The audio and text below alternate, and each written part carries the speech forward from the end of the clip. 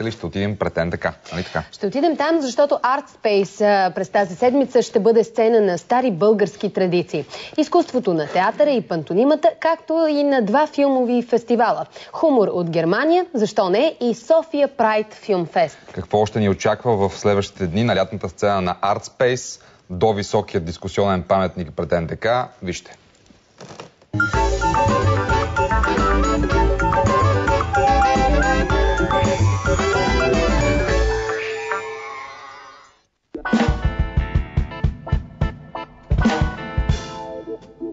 Радвам се, че отново сме на ArtSpace, новото пространство, което иска да прескочи границата между създаващите и приемащите изкуство.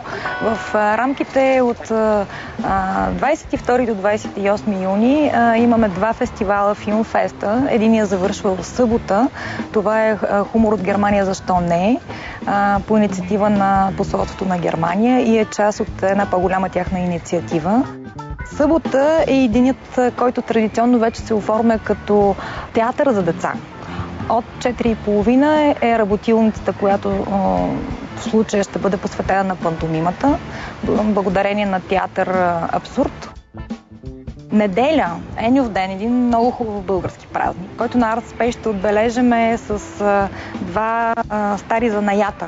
Багрене на тъкани с естествени багрила и с билки и такане на типичните чипровски шарки. Хубавото е, че сестри Чушкареви, които ще водят работилниците, не само са запазили традицията, а и в същото време намират модерния начин да я включат в изделия, които може да са полезни в нашето съвремие. Това е семейна традиция, която се предава в нашето семейство през поколенията. Със сигурност моята баба и прабаба са били такачки, включително и майка ми. Кой е първият урок, който научава всеки, който дойде? Първото нещо е как се мотае това. Канора се казва.